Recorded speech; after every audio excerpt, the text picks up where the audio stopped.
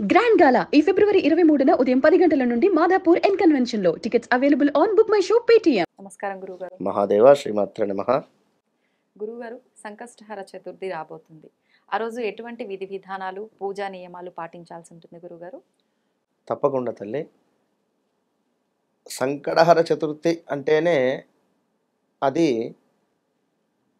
కష్టాల నుండి బయటపడేసేటువంటి దానినే సంకటహర చతుర్థి, సంకష్టహర చతుర్థి.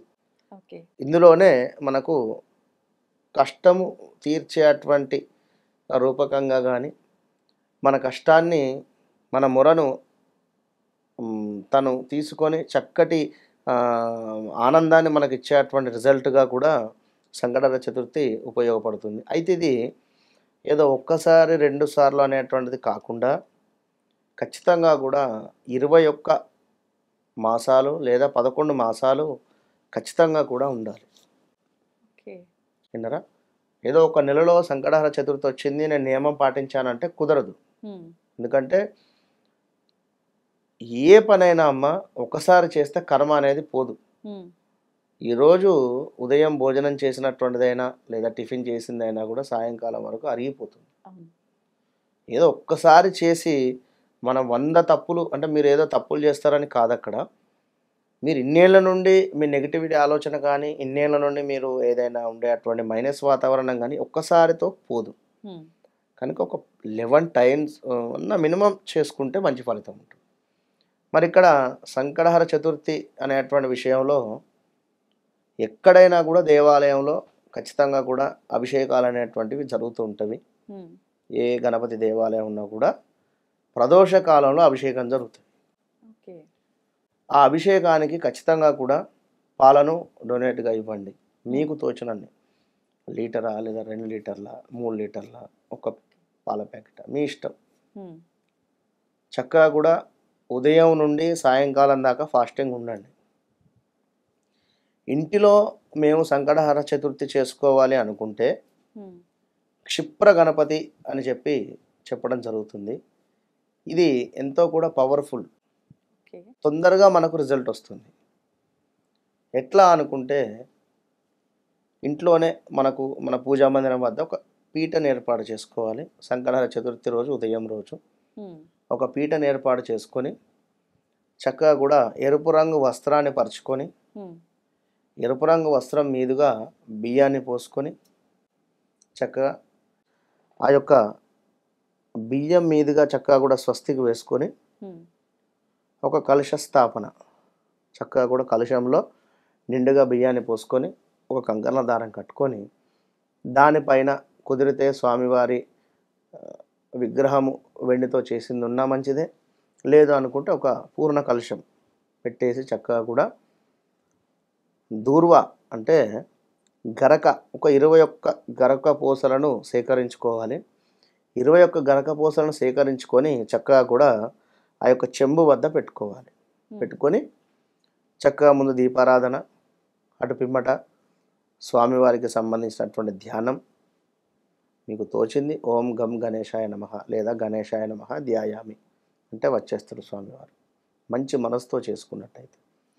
కనుక ఆ విధంగా ధ్యానం అయిపోయిన తర్వాత చక్కగా కూడా స్వామివారికి మన హస్తం ప్రక్షాళవ్య, పాదం ప్రక్షాళవ్య అని చెప్పి ఒక 2 సార్లు నీళ్ళు జల్లేసుకొని పసుపు కుంకుమ వేసుకొని, కుదిరితే పసుపుతో కూడా గణపతిని చేసి పెట్టేసుకోండి. అక్కడ పసుపుతో కూడా గణపతిని చేసి పెట్టేసుకోండి. ఇక అటు పిమ్మట పసుపు కుంకుమ గంధంతో అలంకరింపజేసుకున్న తర్వాత మంచి వస్త్రము, పత్తితో వస్త్రం చేస్తారు. ఆ యొక్క వస్త్రాన్ని స్వామివారికి సమర్పించండి. ఈ యొక్క గరకలను సమర్పించండి. గరకలను సమర్పించిన తర్వాత 21 ఎరుపు రంగు పుష్పాలు, 21 ఎరుపు రంగు పుష్పాలను ఓం సుముఖాయ నమః, ఏకదంతాయ నమః, కపిలాయ నమః అనేటువంటి మంత్రాలు 21 ఉంటవి. వీటివి మంత్రాలను చక్కగా కూడా చదువుకుంటూ స్వామివారికి ఆ యొక్క పుష్పాలను నివేదన చేయండి. నివేదించిన తర్వాత పుష్పాలను సమర్పించిన తర్వాత ధూపం అయిపోయిన తర్వాత స్వామివారికి ఏదో ఒకటి నైవేద్యం, పండు కావచ్చును, అరటిపండు లేదా ఒక కొబ్బరికాయ కానీ, ఇది నైవేద్యం ఇక చేసిన తర్వాత సుముఖచ్చైక దంతచ్చ కపిలో గజకర్ణిక లంబోదరచ్చ వికటో విఘ్నరాజో గణాధిప ధూమకేతుర్గణాధ్యక్షో పాలచంద్రో గజానన వక్రతుండ శూర్పకర్ణో హేరంబ స్కందపూర్వజ చదువుకొని షోడశైతాని నామాని యఃపటే చునియాదపే విద్యారంభే వివాహే చ ప్రవేశే నిర్గమే తథా సంగ్రామే సర్వకార్యేషు విఘ్నస్తస్య న జాయతే. ఇది ఫలశ్రుతి. ఇవి రెండు కలిపి చదువుకోవాలి. చదువుకొని ఇవి మనకు గూగుల్లో కొట్టిన వస్తవి తప్పకుండా. ఈ విధంగా చదువుకున్న తర్వాత స్వామివారికి చక్కగా అక్కడ నుండి లేచి మీ యొక్క పనికి మీరు వెళ్ళిపోండి. ఉదయం నుండి సాయంకాలం దాకా జాబ్ రిలేటెడ్ కానీ, హౌస్ వైఫ్స్ ఉన్న ఇంట్లో పని కానీ, ఉదయం నుండి సాయంకాలం దాకా ఫాస్టింగ్. సాయంకాలం మరలా కూడా ప్రదోషకాలం అంటే మనకు 5:30, 6, 6:30 ప్రాంతంలో మరలా ఒకసారి షోడశోపచార పూజ దీపారాధన చేయండి. మరలా ఒకసారి స్వామివారి నామాలను అనుకుంటూ 4 పుష్పాలు సమర్పించండి. సమర్పించిన తర్వాత ఏదైతే నైవేద్యం ఒక కొబ్బరికాయ కానీ మళ్ళీ పండు కానీ సమర్పించేసి చక్కగా కూడా కదిలేయండి ఆ యొక్క కలశాన్ని.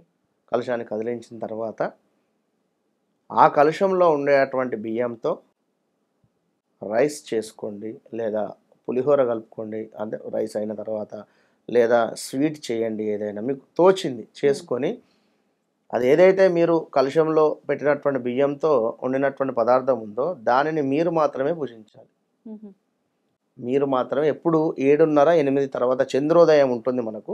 చంద్రోదయం అయిన తర్వాత మీరు దాన్ని చక్కగా కూడా చంద్రునికి నమస్కారం చేసుకొని వచ్చిన తర్వాత ఆ యొక్క ప్రసాదాన్ని స్వీకరించాలి. అదే రోజు ఖచ్చితంగా ఆ రోజు రాత్రి అన్నం ఖచ్చితంగా కూడా తినేసేయండి.